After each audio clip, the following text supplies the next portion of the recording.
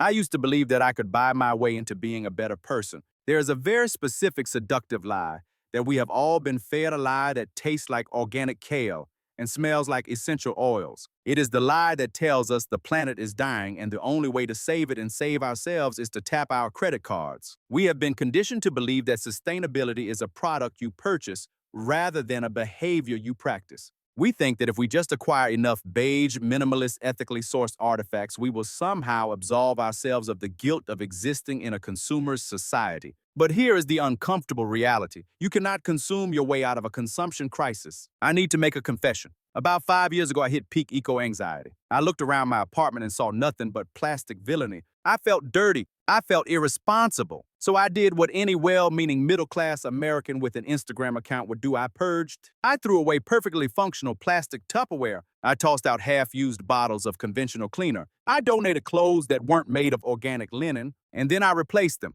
I spent hundreds of dollars on a zero-waste aesthetic. I bought the matching glass jars, the bamboo utensil sets, the mesh produce bags, and the silicone Ziploc replacements. I remember standing in my kitchen looking at my perfectly curated plastic-free pantry and feeling a rush of moral superiority. I felt clean. I felt like one of the good ones. But looking back, I wasn't saving the planet. I was just filling a landfill with my old stuff so I could fill my home with new stuff that signaled virtue. I was prioritizing the aesthetic of sustainability over the physics of sustainability. I was participating in performative morality, where the appearance of doing good is more important than the actual impact of the action. It took me a long time to realize that the most eco-friendly product is the one I already owned, even if it was made of plastic and looked ugly. This brings us to a question we rarely stop to ask ourselves because the answer terrifies us. If we strip away the branding, the green labels, and the social signaling, is our desire to buy green actually about saving the earth? Or is it just another way to soothe our ego and signal our status? At what point does our quest for moral purity become just another expensive hobby? To understand why we fall for this, we have to look at the machinery behind the curtain. We are living in the golden age of green consumerism, which is a brilliant marketing paradox. Corporations have realized that we feel guilty about the state of the world. Instead of changing their manufacturing processes, they have commodified our guilt. They have packaged absolution and sold it to us for $29.99. This is what sociologists call the halo effect applied to retail. When a product is labeled natural, eco-friendly, or sustainable, our critical thinking shuts down. We assume it is inherently good, moral, and necessary. We don't calculate the carbon footprint of shipping that heavy glass jar from China to a warehouse in Kentucky and then to your doorstep. We just see the bamboo lid and think nature. We are fighting against a culture that equates new with improved. Even in the sustainability movement, there is an immense pressure to upgrade. It's the Diderot effect in action. You buy one eco-friendly item and suddenly your old things look shabby and ethically compromised by comparison, so you replace those two. It creates a spiral of consumption masquerading as conservation. Consider this: the global market for sustainable goods is projected to reach hundreds of billions of dollars. That is not money being spent on planting trees or cleaning oceans. That is money being spent on stuff. We have created a hierarchy where being green is a luxury status symbol. The person with the $40 reusable coffee cup is seen as more moral than the person reusing an old Gatorade bottle, even though the latter is the true definition of recycling. We have been gaslighted into believing that individual purchasing choices are the primary solution to a systemic problem. While our choices matter, the idea that we must constantly buy new green products to participate in the movement is a fallacy designed to keep the wheels of capitalism turning. True sustainability is bad for business, because true sustainability means buying nothing. Here are the 7 eco-friendly categories I stopped buying, not because I don't care about the planet, but because I finally started caring about the math. The canvas tote bag industrial complex. Let's start with the most ubiquitous symbol of the modern eco-warrior, the cotton tote bag. If you are anything like me, you have a drawer, a trunk, or a closet full of these. They are given away at conferences, sold at grocery stores, and marketed as the savior of the oceans. The psychology buying or accepting a canvas tote feels like an immediate win. It signals to the world I am not a person who uses single-use plastic. It feels earthy, durable, and honest. It separates us from the wasteful masses. It satisfies our need for a tangible representation of our values that we can carry on our shoulder. The hard truth: Here is the data that hurts. A 2018 study by the Danish Environmental Protection Agency found that you would need to use a single organic cotton tote bag 20,000 times to offset the overall environmental impact of its production compared to a standard plastic grocery bag. 20,000 times. That means if you use it every single day, it would take you 54 years to break even. Cotton is incredibly resource intensive to grow and process. By hoarding these bags, we aren't saving the planet. We are stockpiling embodied energy and water. If you have 50 of them sitting in a closet, you have a carbon footprint far larger than if you had just used the plastic bags at the store. The question: if you were forced to carry the weight of the water used to grow the cotton for your tote bag collection, would you be able to stand up? The swap is simple and unsexy. Use the bags you already have. Use the plastic bags from the store until they rip, then use them as trash liners. Or use the canvas bags you already own but refuse to accept a single new one. No is the most sustainable word in the English language. The aesthetic glass pantry jars. We've all seen the videos. The pantry restock, the satisfying sound of decanting cereal from a cardboard box into a sparkling heavy glass jar with a wooden lid. It looks like peace of mind. The psychology: this is about control. In a chaotic world, a perfectly organized pantry looks like safety. It appeals to our desire for order and domestic perfection. We tell ourselves it keeps food fresher, but really we just want our kitchen to look like a showroom. We are buying the fantasy of a life where we have it all together.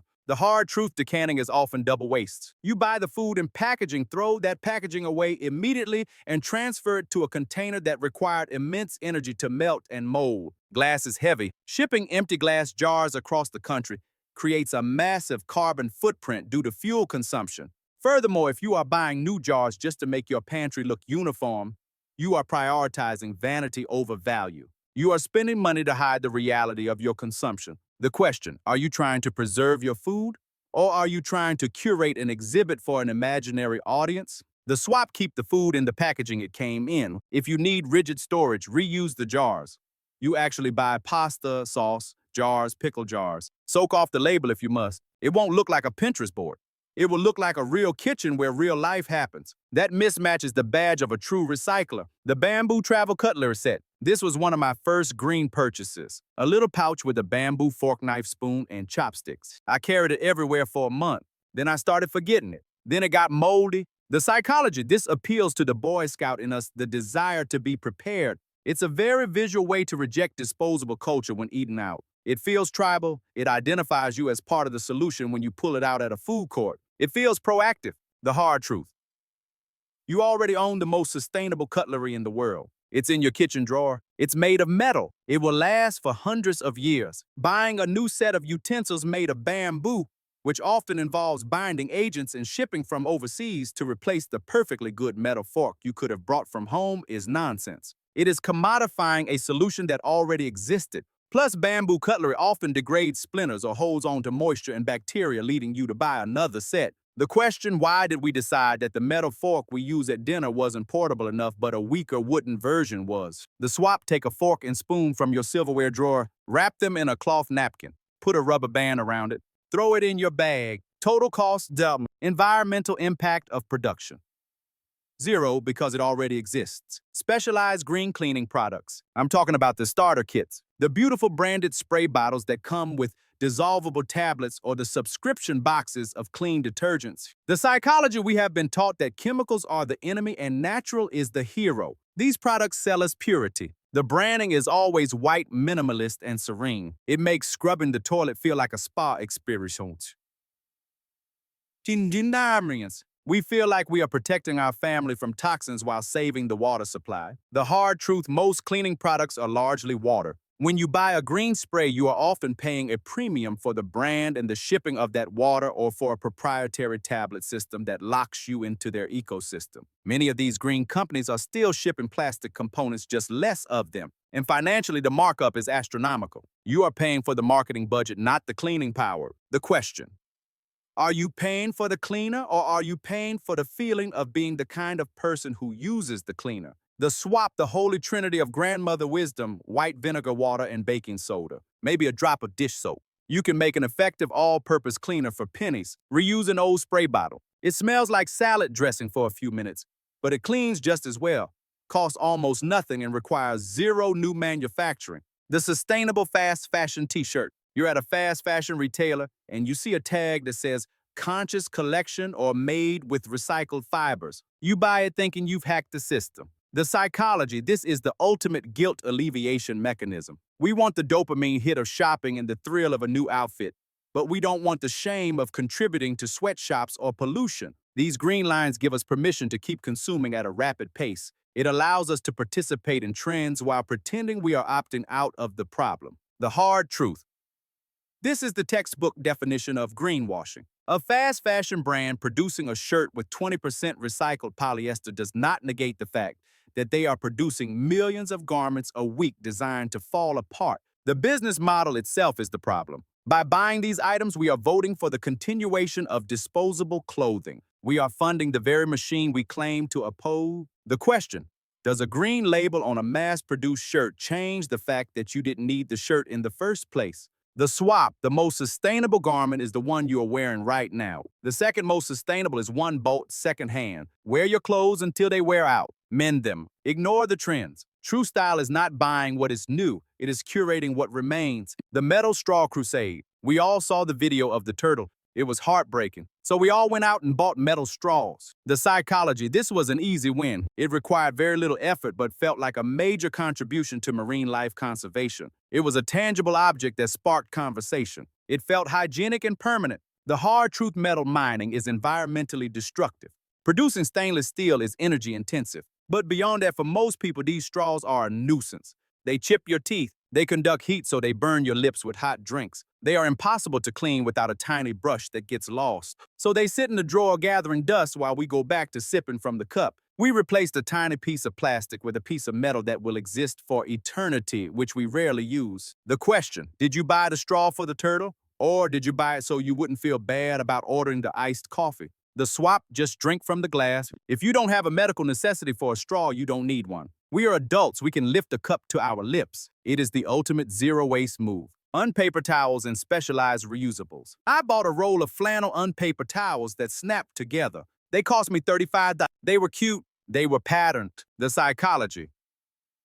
This appeals to our desire for one-to-one replacements. We want to stop using paper towels, but we want the experience of paper towels to remain the same. We want to roll on the counter. We want the ritual. It's an attempt to change our impact without changing our habits. The hard truth.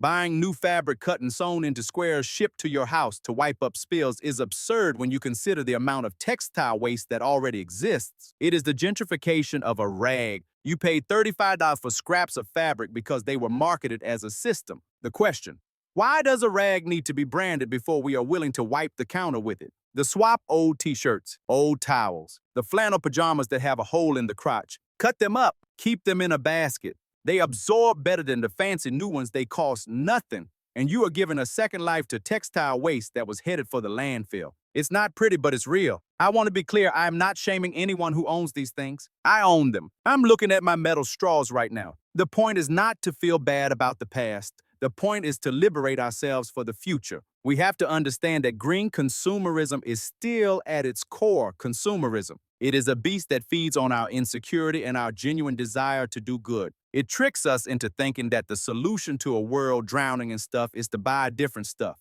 But the most radical eco-friendly thing you can do is to stop buying, to step off the hedonic treadmill, to look at the plastic bag, the old jar, the metal fork, and the torn t-shirt and see them not as trash, but as resources. True sustainability isn't sexy. It doesn't look like an Instagram feed. It looks like using the same backpack for 10 years until the straps fray. It looks like a pantry full of mismatched jars. It looks like saying no to the free tote bag. It looks like keeping your money in your bank account instead of trading it for a false sense of moral superiority. So here's my challenge to you. For the next month, try a no-buy for anything labeled eco-friendly. If you need something, look in your trash, look in your closet, or look in your community. Stop trying to buy your way to a better world. The greenest thing you can own is the thing you didn't buy. Thank you for listening. If this resonated with you, don't buy a thumbs up sticker. Just hit the like button. It's free and it has zero carbon footprint.